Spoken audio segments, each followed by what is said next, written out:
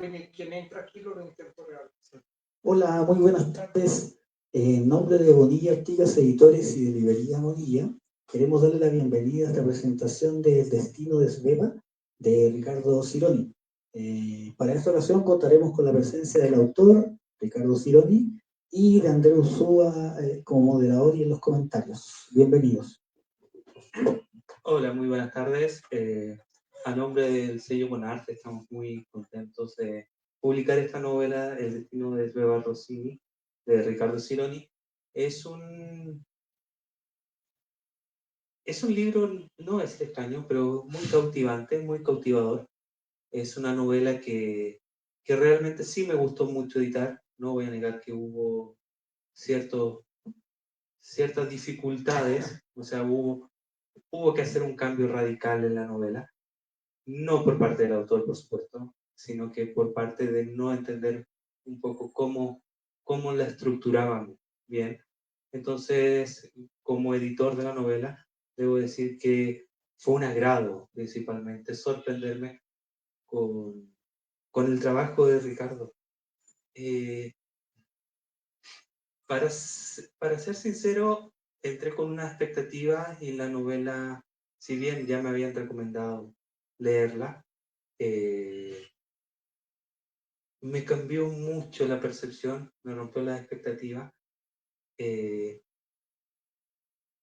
Yo sé que no es su primera novela, se nota que no es su primera novela, se nota que está bien trabajada, que está muy bien pensada, tiene un aura, un sabor cinematográfico que realmente se aprecia y va cautivando poco a poco. Si quieres, Ricardo, vamos conversando, tal como lo hicimos la vez anterior en la presentación en Guadalajara, y principalmente por este tipo de cosas. O sea, yo sé que tú te dedicas principalmente o vienes con una formación semiótica más de la imagen, lo cual se nota mucho y en la forma de contar de cómo se va estructurando y cómo se va armando poco a poco este relato. Si hablo de la novela, sería prácticamente spoilear, adelantarme de lo que es, porque es una novela con mucha intriga. Entonces, vamos a la formación, vamos al punto. Tu escritura, ¿cómo comienza? Bueno, permíteme antes de contestar, detenerme un segundo y agradecer al editorial por esta edición que tiene ahí a la cámara. Tiene una muy buena edición, entonces el sello Bonarte hizo un trabajo que es absolutamente importante, interesante, ordenado, estético, en una palabra, un gran trabajo. Entonces, permíteme antes de agradecerte por la edición, que es absolutamente espectacular. Ahora, empezando con la pregunta, repite por favor cuál era el punto. ¿Cuál es tu proceso de escritura? ¿Cómo llegas principalmente a narrar de la forma en que narras? A mí me intriga principalmente lo cinematográfico y las imágenes, cómo las vas creando desde el punto de vista. Pues, principalmente,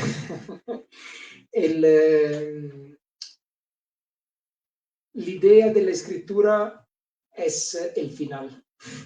Cioè, saber principalmente hacia dónde queremos ir, cuál es el final del libro. Principalmente yo parto con una idea muy, muy, muy general. Y enseguida digo, pues, ¿cómo la puedo concluir? Si la conclusión me gusta, y entonces tenemos el libro. Si la conclusión no me gusta, entonces o cambio la trama o cambio il finale. Dal punto di vista dello visual, che è este libro, yo principalmente decimos que, como puedes ver en mi forma de escritura, mi fetiche, llamémoslos así, son los detalles. Me gustan mucho los detalles porque los detalles tienen vida. hacen realidad y además si por un lado fotografían el hombre, la mujer, el niño, la niña, el mayor o la mayor que estamos describiendo, por otro lado permiten metáforas, permiten dar vida al mismo detalle. Entonces, lo visual es la figura retórica que yo creo de forma casi continua, con metáforas, con sinédoques, con reticencias, o posiopesis, o con chiasmas, etcétera, todas las figuras retóricas que podemos crear. Y lo cinematográfico es proprio las figuras retóricas de la imagen. Si aunque doy importancia al sonido de la palabra tiene vida. Y la vida que tiene la palabra es el sonido mismo que te tiene que acariciar el oído. Y entonces esto, según yo, es lo que crea la imagen cinematográfica de la cual estamos hablando en este momento. Exacto. Bueno, eso ya sería el proceso de escritura, pero ya sin spoilear, la novela cuenta cómo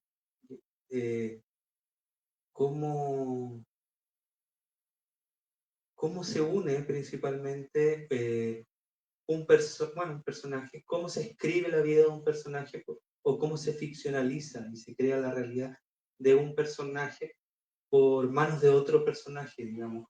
Tal vez muy al estilo de jugar con esta ficción de que si el destino, nuestro destino es propio o nuestro destino lo está escribiendo alguien más que existe. O sea, ese juego y cómo concluyen, o sea, todo esto de los accidentes que lo hemos conversado, pero cómo concluye la idea de que el destino de uno pueda estar siendo escrito por un tercero que está vivenciando en el mismo espacio en el que estamos nosotros.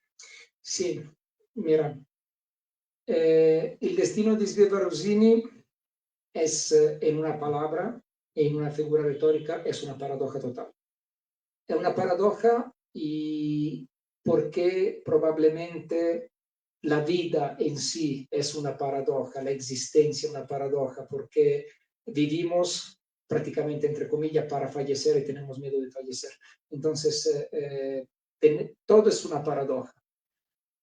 El destino de Sveva Rosini es una cosificación de una paradoja existencialista, social, que deja un signo de una reflexión en los lectores, esto sin duda. Y la pregunta que tú haces, ¿puede un tercero escribir el destino de otra persona? O sea, yo como tercero de escribir el tuo destino. La pregunta es sí en este libro, porque las dos mujeres, Ginevra y Sveva, son la misma persona que tuvieron siempre las mismas experiencias, las mismas debilidades, las mismas fortalezas, la misma idiosincrasia, la misma,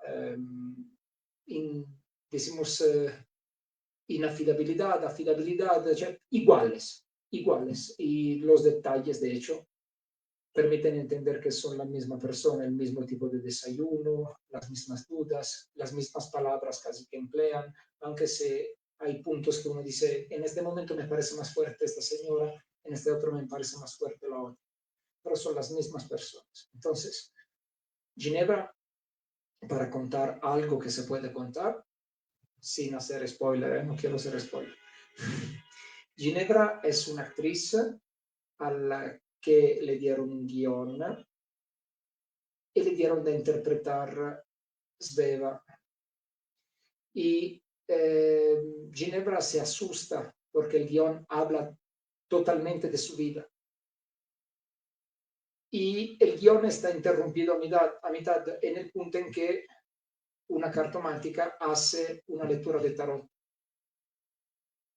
Y ella dice, ma perché il libro, la película está interrumpida hacia mitad del director, que entre paréntesis puede parecer odioso,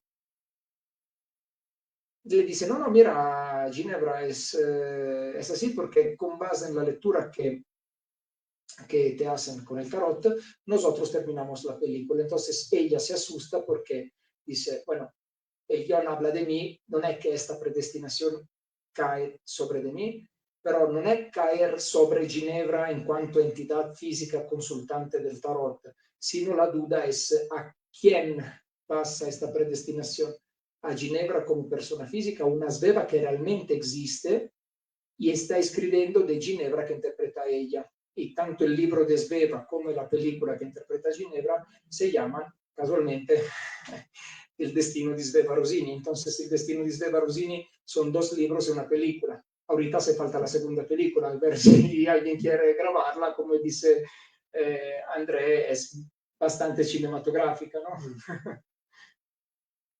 Sí, desde ese punto de vista, cómo los personajes se van uniendo y cómo por medio de los accidentes van tomando decisiones o malas decisiones en muchos aspectos, o cómo llega el azar y el destino a jugar y a cambiar el rumbo de dos personajes o de 3 personajes que se van entrecruzando.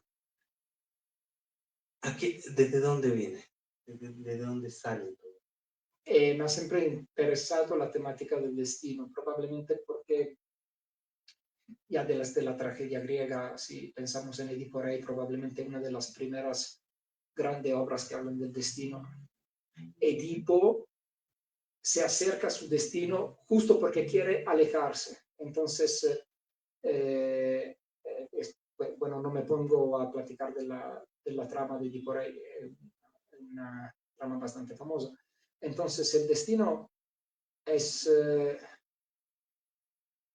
terrible, no en el sentido nefasto, negativo, es terrible en el sentido que si nosotros creemos en el destino, vamos en un dado sentido a creer que somos seres limitados. Y nosotros somos seres limitados porque no podemos entender lo trascendental del aspecto existencialista. Nosotros buscamos certidumbres en el material, el materialismo, en las apariencias, en las opiniones que los demás hacen de nosotros, porque probablemente el ancla de salvación acerca de nuestro naufragar en las olas del eterno. Y entonces lo trascendental nos da miedo porque no lo conocemos. Pero si lo pensamos bien, no conocemos ni siquiera el mañana. Cioè mañana, pero hoy el 10 de diciembre, no sabemos mañana 11 de diciembre qué va a pasar. Tenemos un programa. Pero en este programa pueden pasar acontecimientos que nos cambian la vida. Hay muchas películas que hablan de esto, que un acontecimiento te cambia radicalmente la vida. El destino di Sveva Rosini no quería ser tan perentorio, nel sentido, vamos a ver que Sveva, Ginebra toman una mala decisión. No, el destino di Sveva Rosini es un continuo moto armónico continuo entre libre albedrío y destino y predestinación.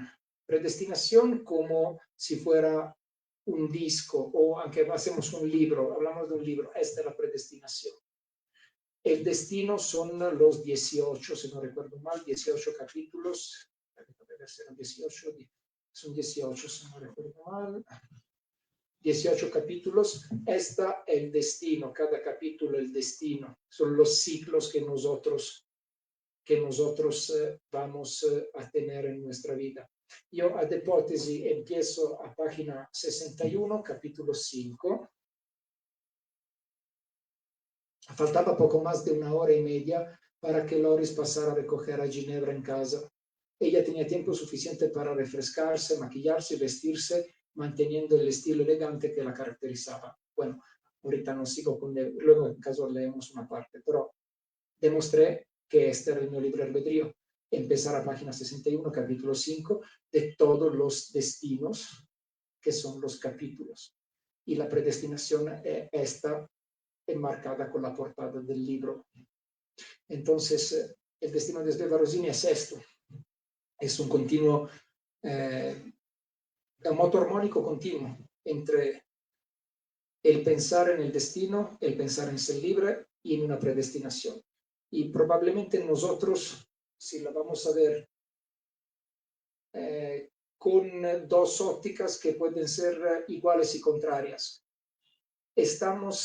tenemos que ser felices de ser anclados en el destino, pero tenemos que ser tristes por ser anclados en el destino. O sea, felices porque nos da estabilidad, un poquito como decía Sartre, que nosotros buscamos la libertad, pero la libertad nos da miedo y no sabemos aprovechar de la libertad. Buscamos condiciones de esclavitud porque no sabemos administrar nuestra libertad. Entonces, da un lado este punto, dal otro lado el libre albedrío, que decir, ok, yo soy libre, benissimo, yo administro mi vida, benissimo, pero antes o después regresamos a este punto. Entonces, el libre albedrío es un pequeño juego mediante el cual una entidad divina, llamémosla Jesucristo, llamémosla Dios, llamémosla con todos los nombres de la religión que se pueden tomar, no faltar de respeto a creencias diferentes, pero cada quien tiene su entidad religiosa. Esta entidad religiosa influye en la decisión. Entonces, esta entidad religiosa tiene este overlook, esta mirada que le dice, sí, tú decides lo que quieres, tanto tú vas a llegar al final de este capítulo. Yo empecé el capítulo 5, página 61, como el libre albedrío, disculpadme la metáfora, yo decidí esto, pero que quiere o no quiere, el capítulo 6 empieza a página, vamos a ver, a página 77. Entonces, el mio libre albedrío me permite de escoger estas páginas, da página 61 a página 76. Esta es mi decisión. Pero una vez terminado esta página, ya tengo que entrar en el ciclo siguiente. Entonces, el libre albedrío puede ser visto metafóricamente en esta óptica. Espero haberte contestado de forma no demasiado compleja. No, está bien. Bastante interesante. Está bien, ¿no? Que no sea tan complejo. También hemos estado conversando, bueno, hablabas de la influencia, por ejemplo, o no la influencia, sino una referencia, principalmente, no citar una influencia, de la ciudad de Dios. ¿Nos puedes hablar un poco más? Oh, sí, no, ya, vamos. Digo, lo está diciendo para la gente que no sabe, por supuesto. Son conversaciones que se han tenido previamente, tanto en entrevistas como en la presentación anterior del libro. Bueno, ponemos las manos adelante. Hay personas que seguramente sabe hablar muchísimo más que yo de la ciudad de Dios. Estamos hablando de Santo Agustino, son 22 libros. Yo hice referencia al libro 5, en el cual Santo Agustino habla, de hecho, de la imposibilidad de dos gemelos a tener el mismo destino. No es que me basé en Santo Agustino para este libro. Paradójicamente, yo La ciudad de Dios la leí después de haber escrito este libro, pero me encontré muchísimos detalles como esto de la imposibilidad de dos gemelos a tener el mismo destino por las libres decisiones. Otro que habla de las predestinaciones, que mando una cita a todos, es en la Suma Teológica de Santo Tomás, habla muchísimo de la predestinación.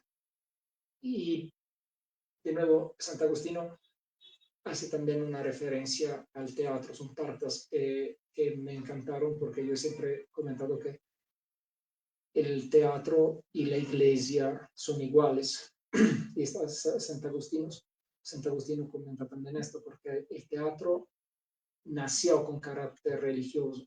El teatro, y si vemos nella estructura della iglesia, la estructura física es la del teatro. Tenemos los parodoi, tenemos las quené, tenemos l'orchestra, ¿no? L'orchestra dove ad ipotesi de lado tenemos a alguien que toca con el órgano, prácticamente tiene la misma estructura del teatro griego.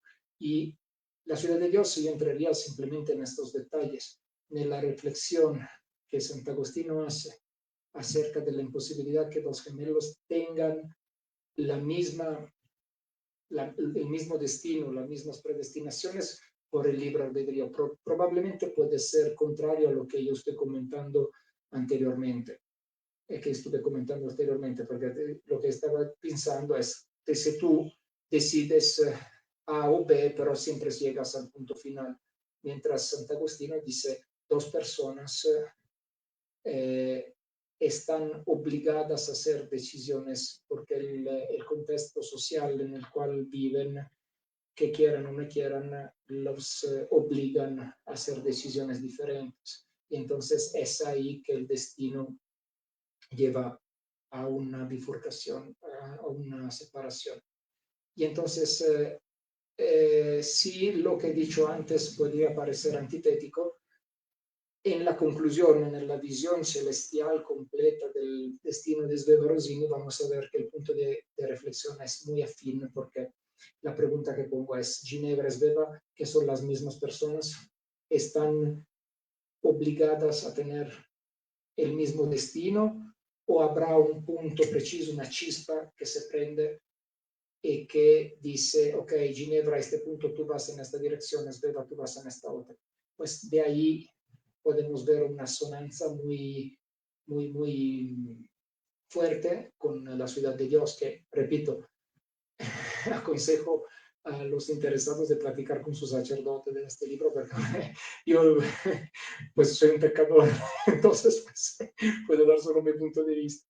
No, claro, pero por ejemplo, sí, siempre se me hizo, bueno, desde que conversamos esto se me ha hecho muy pertinente, porque estos accidentes, este azar, van cambiando la vida de dos vidas muy similares, muy paralelas, y van generando exactamente esto, o sea, una bifurcación que va construyéndose tanto como el proyecto de ser actriz como la consolidación de escritora, pero sigue siendo la misma vida, sigue siendo el mismo, digamos, podría haber sido lo mismo, pero no es lo mismo. Porque por estos pequeños accidentes, si lo ponemos inclusive en la balanza en cuanto a triunfo y fracaso, que si nos ponemos a reflexionar es como lo importante dentro de esta sociedad, cómo uno llega a un lado y otro llega a otro lado y confluyen por accidentes nuevamente. O sea, una cadena de accidentes que sí podría parecer el destino, pero sobre este mismo paralelo entre los dos personajes principales, se van desarrollando. A eso quería llevar la pregunta, desde creo que la pregunta anterior. Entonces, ir guiando así, o sea, cómo esto del destino y cómo esto de los accidentes tiene un punto, digamos, no digamos místico, pero sí, bueno, místico, religioso, accidental, la vida misma realmente, la vida misma que es el caos y que son las decisiones que nos llevan a cambiar. Podemos hablar que es ficción, por supuesto, y nos protegemos en ficción, pero desde ese punto de vista, es una reflexión muy existencial, como una pequeña decisión que uno puede tomar te va a cambiar y haber tomado otra podría haber sido todo distinto, pero no lo fue, o sea, ya está escrito, el libro ya está publicado. Sí, para eso hay que comprarlo, pero ya está publicado.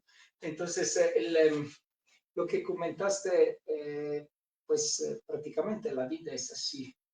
La vida es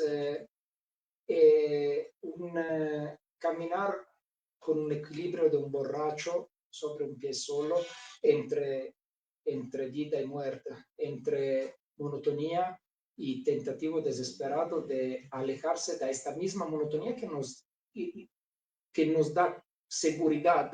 La monotonía da seguridad, pero nosotros estamos de verdad en un equilibrio como un borracho. Estamos como un borracho que se tomó 6, 7, 8 litros de vinos, no lo aconsejo de hacer, y pues con esta cantidad de alcohol obviamente es difícil quedarse en pie. Y nuestro progresar como tentativo desesperado de salir de una monotonía que todos nosotros buscamos siempre el sueño de decir, mando todo por donde tiene que irse y me construyo una vida nueva, pero no lo logramos hacer. Muchas personas están vinculadas a su existencialismo, a su monotonía, a su tristeza. Hay gente que lamentablemente es triste en su monotonía y hasta más triste porque esta monotonía, él o ella, hombre o mujer que sea, se lo autoinflige como castigo existencial por no poder tratar de buscar una forma cognitiva que pueda abrir la puerta a una evolución subjetiva, diciendo salgo de la monotonía y busco mi verdadero objetivo. Muchas veces, por esto digo que es un equilibrio de borracho entre vida y muerte en nuestra vida. Vida porque si la llamamos hasta con lo que Freud define pulsione de vida, pulsione de muerte, todo está en un yin y yang continuo, en un equilibrio inestable, de un borracho que se mueve desesperadamente hacia la búsqueda de sí mismo, que tiene miedo de buscar. Bueno, en parte lo que me estabas comentando acerca de la vida. El destino de Sveva Rosini no es tan trágico, probablemente algo, pero yo estoy haciendo un análisis un poquito filosófica porque es un romance, una novela que permite poner hincapiés filosóficos bastante, pues, heterogéneos, decimos. Exactamente, y eso sí me intrigó mucho en el sentido de las decisiones, asumir principalmente las decisiones, de cómo hay personajes que asumen y pueden parecer frágiles, pero, o el mismo escape, la decisión del escape, también te genera eso, o sea, es aceptar completamente, inclusive esto del azar, inclusive puede ser el destino trágico o la decepción absoluta, pero es tomar el camino desde un punto de vista. Y hay otros personajes que parecen muy seguros de sí mismos, que dudan mucho de las decisiones. O sea, este arrepentimiento, podría como decirlo. Es que si trato de desarrollar la idea, doy un spoiler gigantesco. Entonces, pero sí, o sea, los personajes frágiles sí terminan siendo los más fuertes dentro de la novela, a pesar del destino trágico. Pues es lo que estaba comentando hoy con Armando. Por fin tiene el nombre. Exactamente. Sí, okay.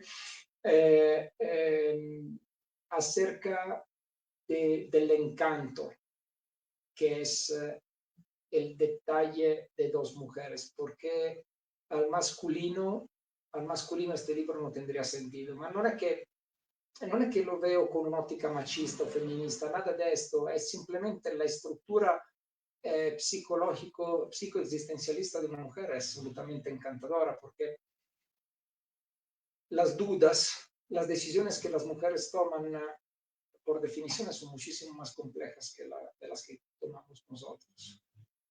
Nosotros hombres probablemente somos muchos más superficiales porque dependemos de las decisiones de las mujeres. Entonces, este libro tiene que fotografiar las dudas y las inquietudes en rosa más que en azul, porque pues lo que he dicho en 3 ocasiones diferentes, si Andrei y yo nos van a leer el tarot, pues o estamos curiosos de lo que nos leen, que le podemos creer, o simplemente nos gusta de un punto de vista intelectual, porque también una mirada intelectual que el esoterismo puede permitir es absolutamente encantador, pero no vamos a tener el mismo miedo que puede tener una mujer. Si no le creemos, André y yo decimos, bueno, deja esta tontería, gastamos el dinero en cervezas, que por lo menos es algo más constructivo.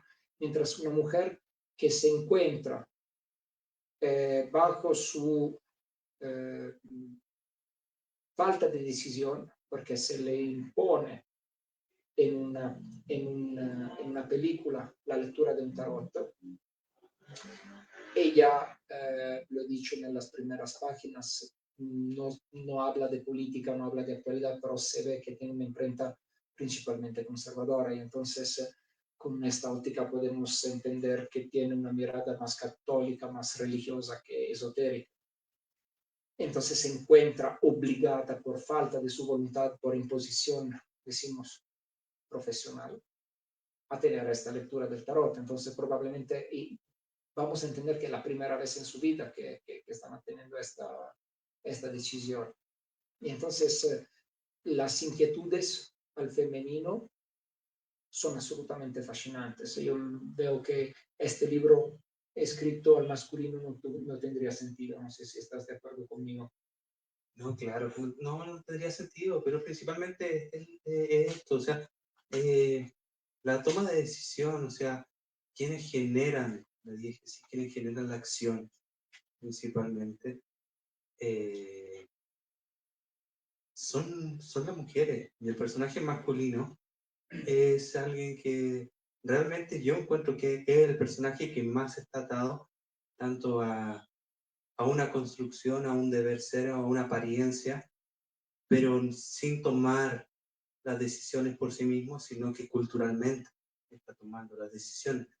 Por eso digo, los personajes femeninos me parecen muy, muy valientes, porque hasta asumen el error o en la huida, asumen qué está pasando y toman las riendas de lo que está ocurriendo, sea por azar o por decisión, a diferencia del masculino, que al final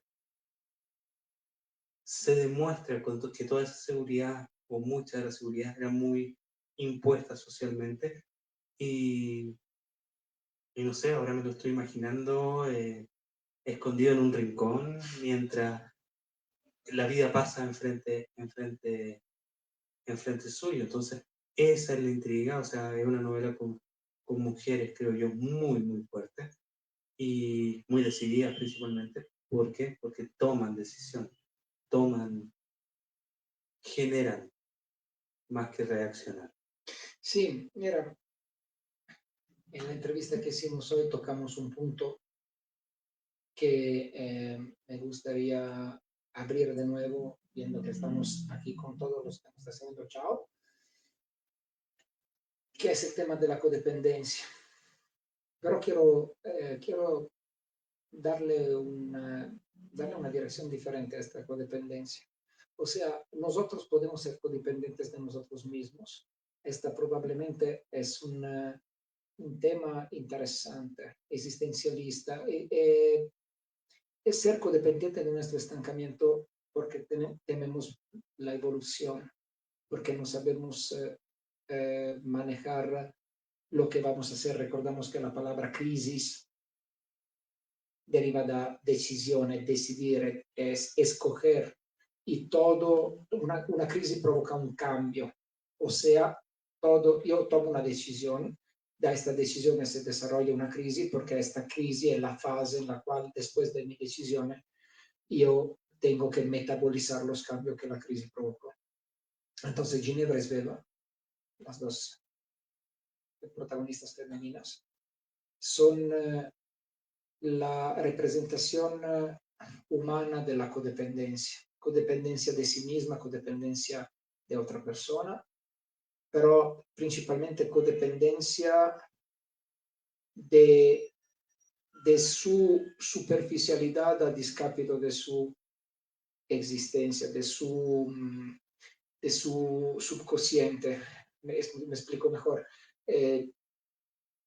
Personas que tienen miedo de reconocer la verdad hacia sí mismas. Entonces, si yo tengo miedo de reconocer mi verdad que me provoca una crisis, y esta crisis desemboca en una crisis de identidad que me puede cambiar como persona, prefiero quedarme codependiente en la monotonía que me ata a mi estancamiento personal para evitar el proceso evolutivo que me permite de modificar mi manera de ser, mi manera de actuar, mi manera de pensar, hasta mi manera probablemente de respirar. Entonces, Ginevra Sveva representa la codependencia y psicológica, codependencia psicosocial, sí, totalmente, totalmente. Y tuve la manera de platicar acerca del hecho que representan la incapacidad de salir de lo que le provoca angustia, que esto lamentablemente es una fotografía social bastante común. Mujeres, hablo del femenino, pero no por nada, más por el libro, mujeres que no tienen la fuerza de salirse de una situación, hablamos hoy con un misógino. Entonces, el misógino, en un sentido de Machiavelli, prefiere dar miedo que ser amado porque el miedo dura más que el amor. Entonces, el miedo al control. Entonces, cuando una mujer llega a ser controlada por un misógino, esta persona se queda totalmente codependiente por miedo al miedo, que le genera a la persona de la cual está codependiente. Entonces, el miedo es interesantísimo porque principalmente es un mecanismo de defensa, pero un miedo puede ser tanto como un sentimiento de culpa, tanto lo que nos empuja a nuestra evolución como lo que lo detiene. ¿Y cómo puede ser esto? Un miedo exógeno, o sea, que viene de afuera hacia adentro, de alguien que lo usa como estrategia para manipularnos y controlarnos, nos detiene. Pero un sentimiento de culpa que nace da nosotros, quindi endógeno, permite de chocar y golpear la cabeza contra el muro y decir, probablemente esta crisis me necesita porque tengo que salir de la codependencia de mi apariencia física y basarme en la evolución de mi ser espiritual. Un ágape hacia sí mismo, un ágape reflexivo. Espero no ser difícil. No, está bien. Para hacemos ser un poquito intelectuales los que nos escuchan. Exacto. No, por supuesto. En realidad yo ya no tengo mucho más que decir. Debo decir que es un libro que me gustó mucho. Es una novela, no sé si es, bueno, no sé cómo catalogarlo. No podría decir una novela negra, una novela policial, una novela romántica. Es una novela que merece ser leída principalmente desde mi lectura, como ya te has dado cuenta. Es muy azarosa, muy apuntada a esto del accidente, de la toma de decisiones, que encuentro que es uno de los puntos que más me apasiona de la novela. Y si quieres leernos un fragmento, te lo agradezco. Sí, te quiero contestar a esto de los géneros, pero antes permíteme una pregunta. Yo aquí tengo la playera, entonces puse como título La obra maestra. ¿Tú la considerarías tal? Una obra maestra es algo terminado, yo creo que te falta todavía, o sea, no es el fin. Entonces es una estafa este. No, me refiero a que significaría que ya llegaste hasta acá, yo creo que vas a seguir escribiendo y que cada vez debieras estar escribiendo mejor, porque esto es la construcción también. Entonces, si vamos a hablar de una obra como un momento finalizado, digamos, no tiene sentido. En el sentido, tu obra todavía va a seguir creciendo. Y ese es el camino, creo. O sea, digamos, es un peldaño más, es un camino más, es una muy buena obra, pero yo creo que tal como me dices que ahora se viene tu obra maestra, tu nuevo libro, entonces yo iría ahí y siempre pensar que el siguiente es y que luego el público califique. Sí, te explico por qué le di este apelativo de obra maestra. Porque me parece que, sí, obviamente lo que dices está absolutamente correcto. El día que yo falleceré, no tengo prisa, podemos ver de todos los libros que escribí, escribiré, si Dios me da la capacidad de poder hacerlo.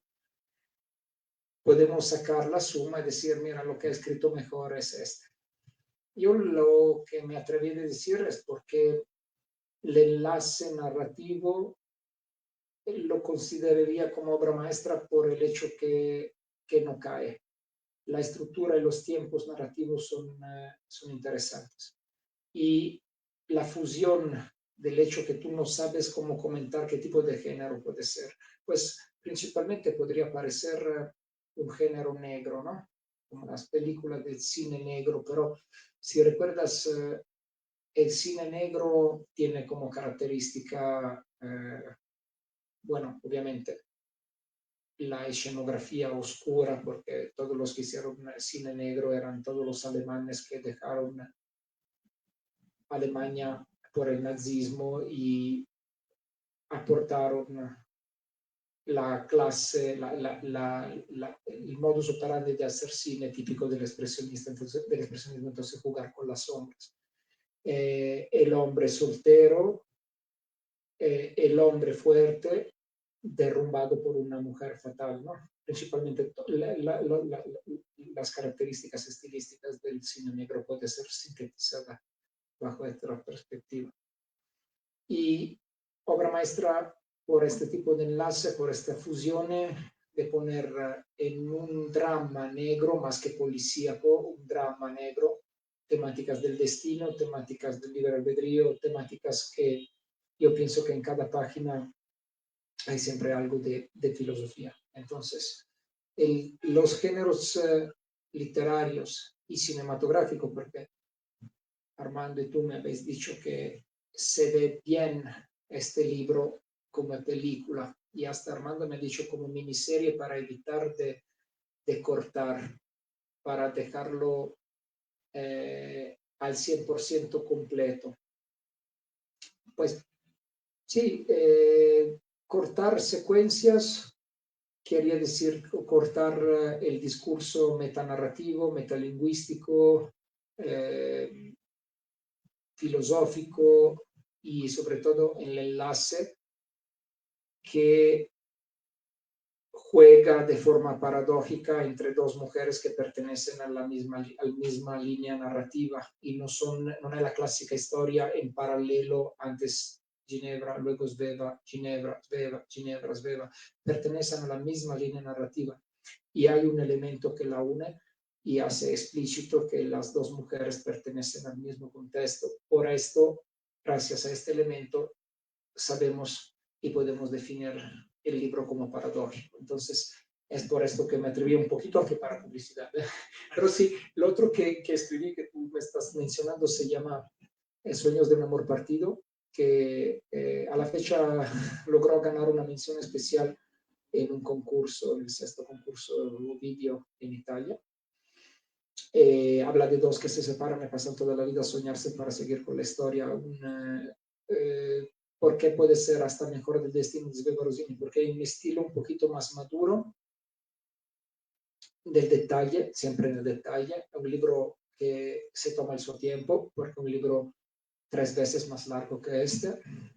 No tiene prisa, tiene 2 puntos de vista y de verdad cuida el detalle de una forma casi obsesiva, maniacal. Nel sentido bueno, lo digo nel sentido bueno, ¿no? Entonces, El destino de Sveva Rosini, tengo mucho cariño a este libro porque, bueno, el segundo que escribí cronológicamente hablando, lo traduje el año anterior y me ha siempre dado mucha satisfacción, no para nada tengo el libro en la portada de mi WhatsApp. Pero, bueno, el otro libro nació casi casualmente y ahorita sigue siendo inédito. Lo editaremos también aquí con la Bonilla si le interesará. Bueno, lo dejamos con puntino, hacemos esta reticencia para dejar en sospeso el otro libro. Entonces, no sé si tienes otras preguntas. No, preguntas ya no. Pues si hay alguien del público que quiera hacer preguntas. ¿Y en internet? A ver si hay en internet alguien que tiene preguntas. Manda saludos, Esau Bucho. Ah, Chao, Esaú. Gracias por escucharme. Espero no haberte aburrido. Entonces, no.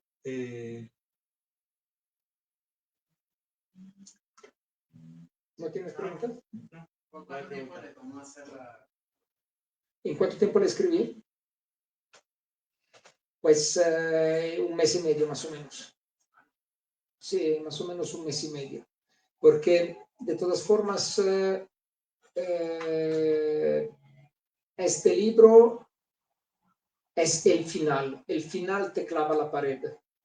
No lo puedo decir porque se cierran en las últimas 9 palabras este libro. En las últimas 9 palabras sabes cómo se cierra el libro. Entonces, no, que no tengas la idea mínimamente de checar al final a ver qué pasa. Pero al final, bueno, es lo que me convenció a escribir este libro, es lo que dijeron, bueno, este libro es el final. Este libro tiene el clímax final que dices, bueno, dejo seguramente el lector de una forma un poquito enojada, probablemente por el final, un poquito a reflexionar, esté seguro, y un poquito encantado porque te quedas seducido totalmente de las últimas secuencias. No sé si André lo vio así al final. Sí, sí, sí. O sea, es un desenlace que uno dice o termina por acá o por allá. Y luego el azar lleva por un lado, entonces sí, había que llegar. Había que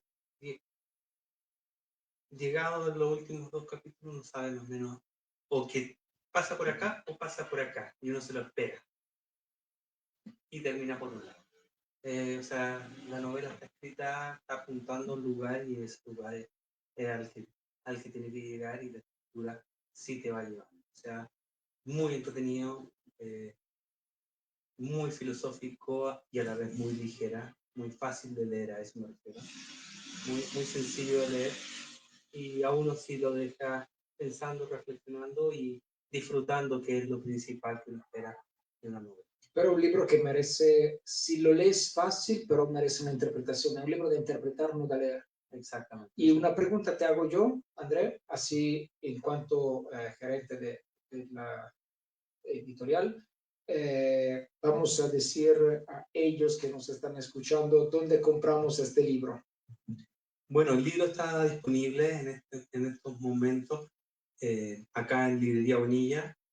Está en la página web bonillaartigaseditores.com y está distribuyéndose en distintas librerías. Ya creo que está dado de alta, está en Gandhi, ya está en Gandhi. Tiene que empezar a distribuirlo por los Gandhi de distintas partes del país. Te confirmo si ya está en Gandhi de Guadalajara. Está por Mercado Libre, si alguien también gusta, son ventas nuevas, digamos. Y por supuesto está en Amazon, está en formato digital, en distintas plataformas. Se puede conseguir en Fondo de Cultura. Estamos reingresando a Fondo de Cultura con la novela. Bueno, y en distintas librerías pequeñas también, tanto de Ciudad con Sótano eventualmente va. No, yo lo digo más bien para dar, pero ya, insomma, ya hemos dado muchas opciones. Exactamente. Mercado Libre, Gandhi, Amazon, pues ya, no hay excusas. Y pues pronto, no, yo creo que ya está disponible en el mundo entero por algo que ya habíamos conversado, que es la impresión bajo demanda. O sea, existen distintas plataformas que se pueden comprar directamente sin importar, bueno, al menos en el mundo hispano, sin importar en qué lugar se encuentre, y le llega a los pocos días al domicilio que escojan. Pues recordamos que el 10 de diciembre, 15 días por Navidad, pues podría ser un buen regalo de Navidad para si alguien tiene amigos que le gusta la lectura, una lectura que pueda permitirle una reflexión, pues luego me pueden escribir directamente al correo peloncito@mail, no Gmail, mail peloncito@mail.com. Contestaré en primera persona a las personas que leerán el libro y me quieren hacer preguntas o enojarse conmigo o lo que sea. Yo contestaré en primera persona al peloncito. Perfecto. A nombre de Librería Bonilla, de Bonilla Artigas Editores y del sello Bonar, agradecemos la presencia, la transmisión, agradecemos a Ricardo por haber confiado en nosotros, en nuestra edición, y muchas gracias. Y gracias por haberme invitado, obviamente.